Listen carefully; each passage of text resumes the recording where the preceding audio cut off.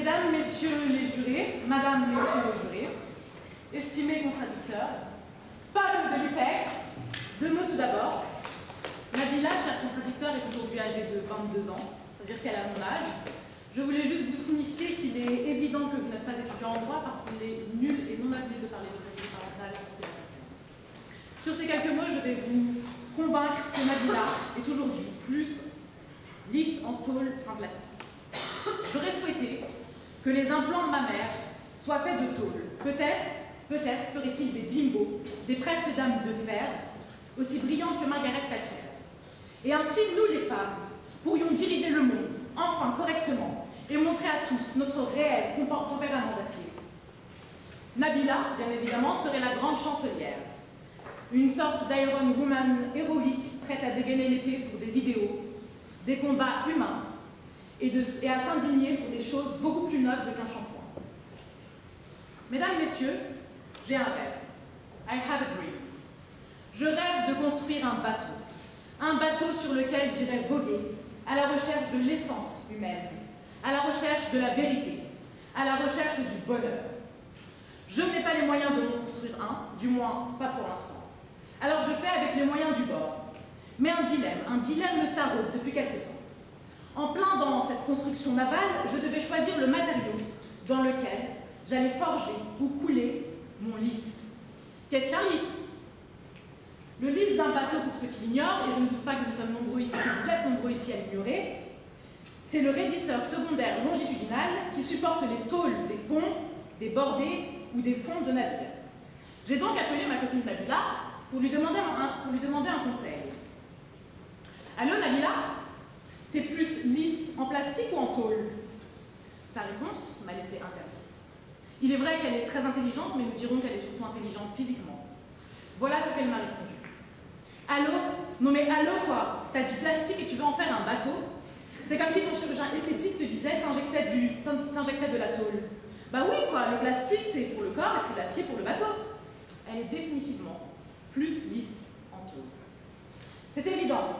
Nabila, cette jeune femme, à l'élégance recherchée, je dirais même à l'élégance légendaire, à l'esprit admiré par tant de ses autres congénères, et d'une beauté sans limite, et son teint est parfait, lisse et sans aspérité. Et Dieu sait que c'est essentiel pour une femme d'avoir un beau teint. Pourtant, avant d'être cette personne accomplie, il y a encore quelques mois, elle n'était qu'une jeune femme parmi tant d'autres, un peu vulgaire, un peu limitée. Bref, le genre de personne dont on adore se moquer. Je sais que pour beaucoup d'entre nous, elle reste un modèle. Je ne juge pas, je ne critique pas. Elle hante aujourd'hui nos cas pratiques en droit. Alors, une seule question. Comment est-elle passée de starlet et cervelée à une jeune femme lisse et discrète dont aujourd'hui nous n'entendons plus parler? Je vous donne la liberté, mesdames, messieurs. Je vous la livre sans concession. J'y crois dur comme fer. Cette vérité en acier trempé, cette réalité plus lisse qu'un toit de tôle, et toutefois bien effrayante. Nabila est passée par la case prison. Oui, Nabila a été en tôle. Voilà l'origine de son évolution. Elle prouve, diront certains, la thèse de Darwin.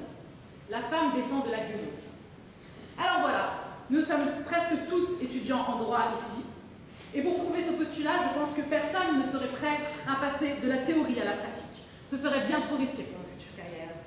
Alors, chers contradicteurs, vous qui vous enorgueillissez de ne pas être l'un des nôtres, qui revendiquez vos médiocres études en mathématiques, qui vous conduiront sans doute à enseigner les maths en zone Z et non pas à être un grand conférencier, et même si un jour vous êtes un grand conférencier, ce sera pour dire des choses qui intéresseront seulement 10 personnes et pas plus, vous qui vous croyez un élu de Dieu, vous qui croyez avoir fait un tollé, dévouez-vous à la bonne cause.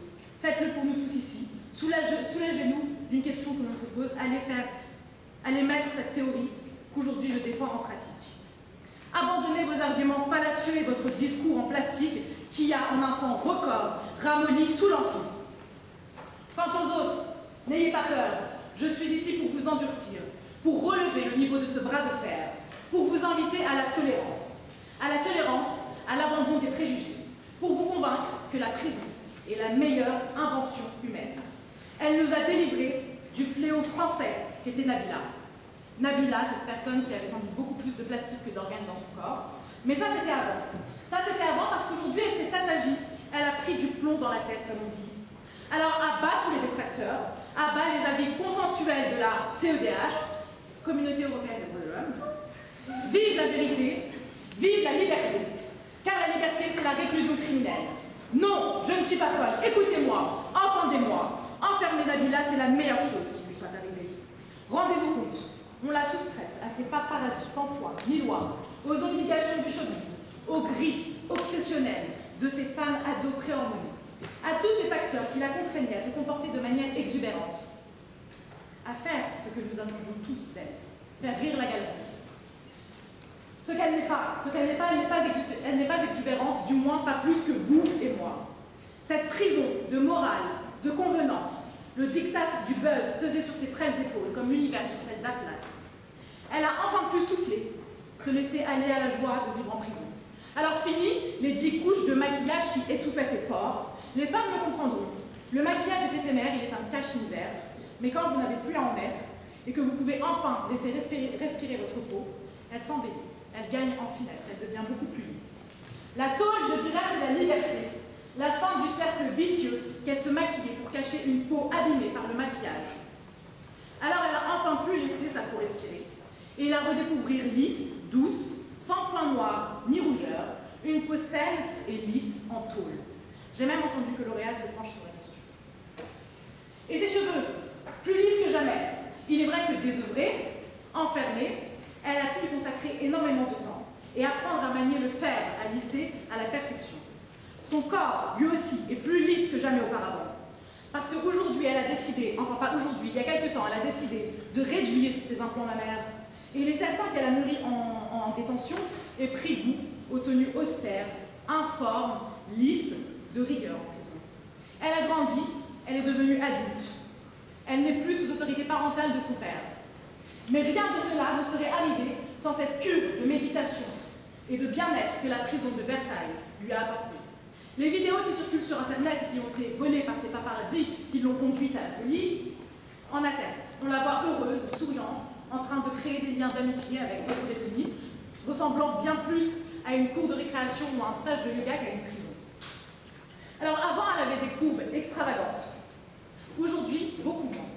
Beaucoup moins, et ce n'est pas la question de savoir si elle a du plastique seulement ou de la tôle seulement dans le corps, c'est une question d'équilibre. Qu'est-ce qu'il y a en ce moment de plus dans son corps? Est-ce qu'elle a plus de plastique ou est-ce qu'elle a plus de tôle? Alors je vous dirais que les prothèses mammaires, comme nous le savons tous, suite à des scandales récents, accroissent les risques de cancer. Or, un cancer, c'est quoi? C'est une accumulation de cellules malsaines qui forment une boule. Je ne suis pas mathématicienne. Pourtant, une boule, c'est rond. Je ne maîtrise pas non plus la deuxième et la troisième dimension.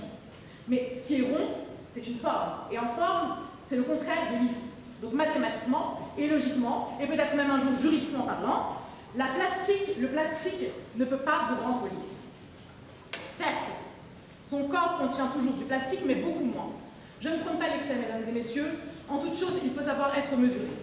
Elle n'a pas enlevé ses implants, elle les a réduits seulement. Elle est encore en plastique, mais beaucoup moins. Toutefois, elle a pris du plomb dans la tête, elle est devenue plus adulte. Donc elle a aussi un côté de tôle de plus en plus important, elle. Je dirais même qu'elle est plus en tôle qu'en plastique aujourd'hui. Et d'ailleurs, avant d'aller en tôle, elle perdait déjà les propriétés du plastique dont vous parliez, et c'est peut-être même ce qui y a conduite. En effet, la transparence était de moins en moins visible au fur et à mesure que sa gloire s'installait. Et la résistance au choc de ses airbags avait quasiment disparu. Elle n'a pas pu résister au choc de sa vie. La poupée Barbie en plastique a crevé. Elle s'est dégonflée. Elle a essayé de tuer Thomas Ken et a fini derrière des barreaux de fer. Mais est-ce si terrible? Est-ce si terrible? Absolument pas. Le monstre d'acier, loin de l'écraser, l'a forgé. Il s'est imprimé en elle. Il l'a poli. Il a gommé les aspérités de sa personnalité. À l'image de la tôle, elle est plus lisse que jamais. Elle est tellement lisse en tôle qu'elle s'est fait licencier de son job indigne de chroniqueuse.